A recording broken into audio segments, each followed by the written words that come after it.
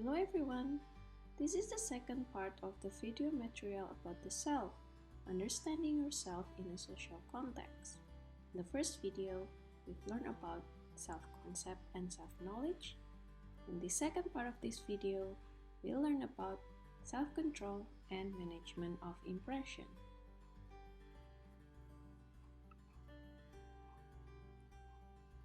The self-concept does not develop in a solitary context, but is shaped by people around us. How do we use others to define ourselves? One way is to measure our own ability and attitudes by seeing how we stack up against other people. When we do this is aligned with the social comparison theory. That is the idea that we learn about our abilities and attitudes by comparing ourselves to other people. When do people engage in social comparison? And with whom do they choose to compare themselves? The answer to the first question is that people socially compare when there is no objective standard to measure themselves against, and when they are uncertain about themselves in a particular area. As to the second question, with whom do people compare themselves? The answer depends on whether your goal is to get an accurate assessment of your abilities, to determine what the top level is, so that you know what to strive for or to feel better about yourself. If your goal is to know what excellence is, the top level to which you can aspire, you are likely to engage in upward social comparison, which is comparing ourselves to people who are better than we are with regard to a particular trait or ability. In the contrary, if our goal is to feel good about ourselves and boost our egos, then we are better off engaging in downward social comparison. That is, comparing ourselves to people who are worse than we are with regard to a particular trait or ability. Another way we can feel better about ourselves is to compare our current performance with our own past performance. In a sense, people use downward social comparison here as well, although the point of comparison is past self, not someone else. In short, the nature of our goals determines who we compare ourselves to. When we want an accurate assessment of our abilities and opinions, we compare ourselves to people who are similar to us. When we want information about what we can strive towards, we make upward social comparisons, though doing so can make us feel inferior. When our goal is to make ourselves feel better, we compare ourselves to those who are less fortunate, including our past selves. Such downward comparisons make us look better.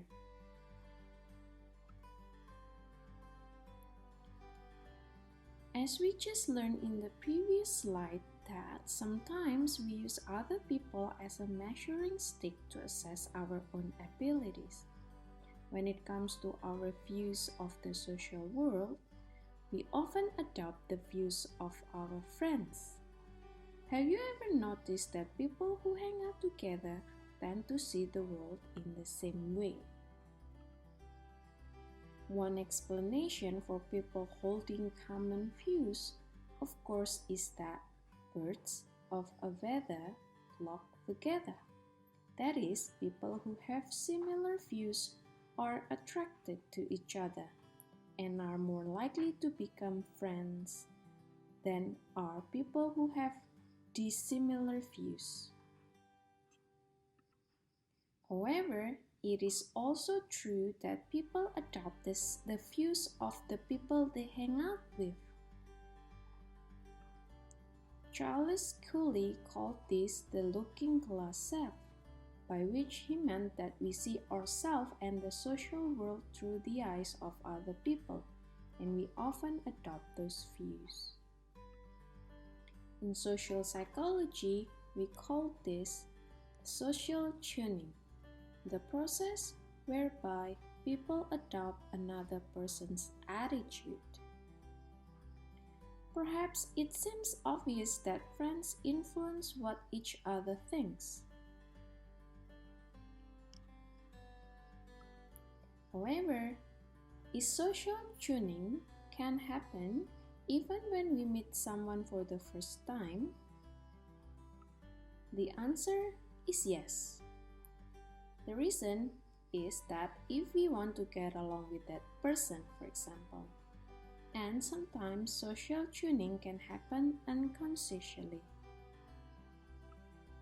Can you give an examples from your recent experience of the social tuning phenomena?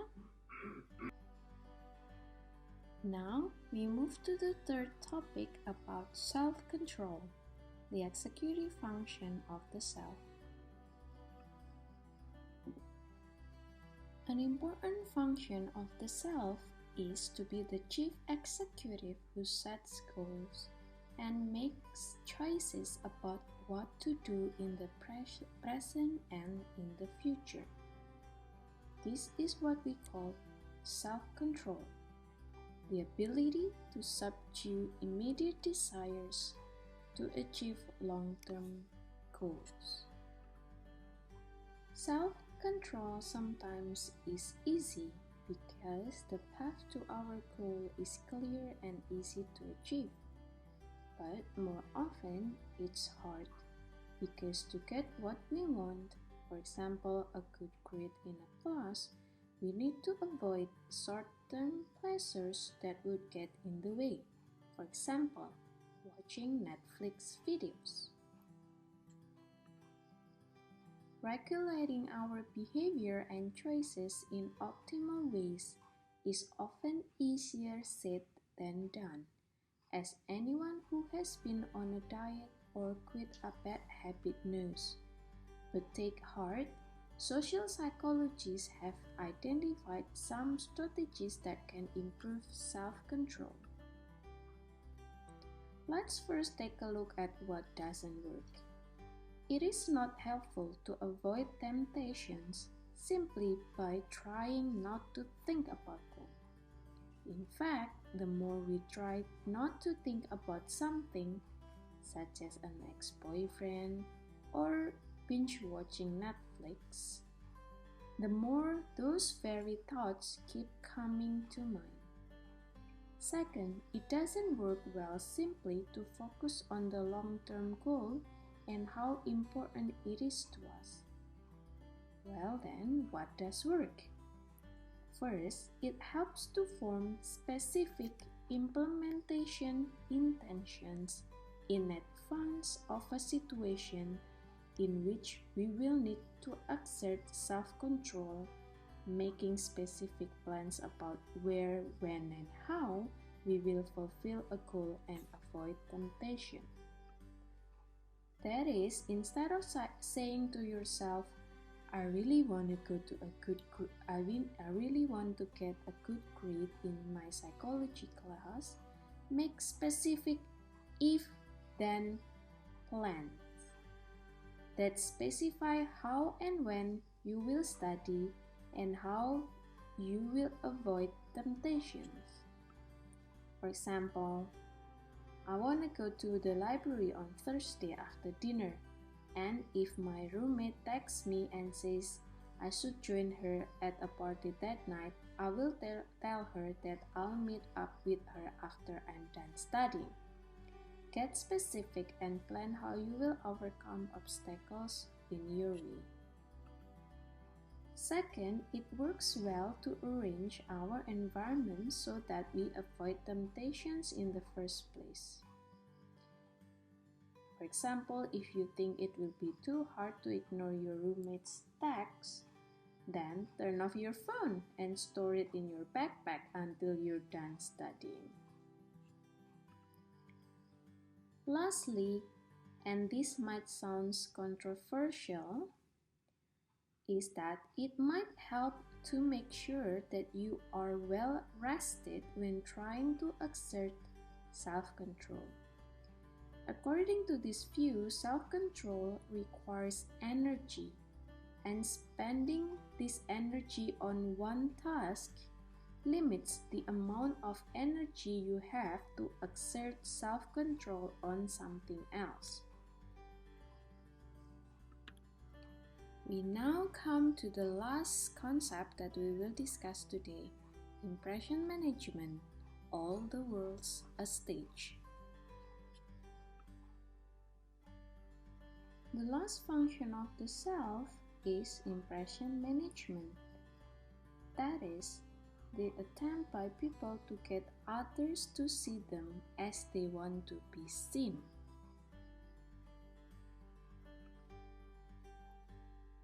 Because everyone wants to put their best foot forward and be liked by others.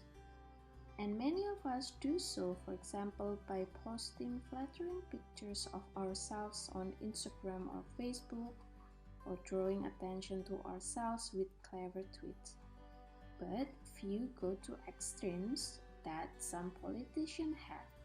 For example, in the US in 1991, David Duke, the gentleman in this picture, decided to run for governor of Louisiana as a mainstream conservative Republican.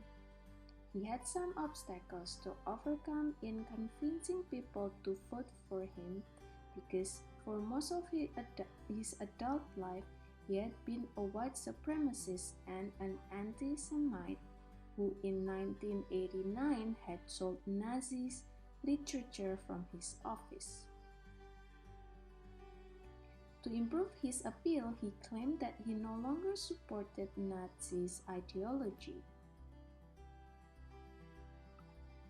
He also tried to improve his appearance by undergoing facial cosmetic surgery.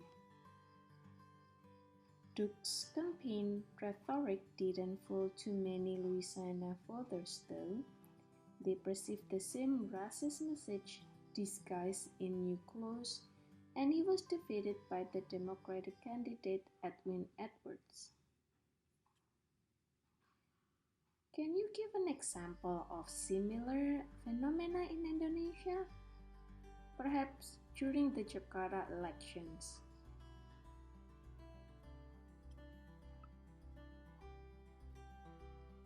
People have many different impression management strategies. One is ingratiation. That is using flattery or praise to make yourself likable to another, often a person of higher status.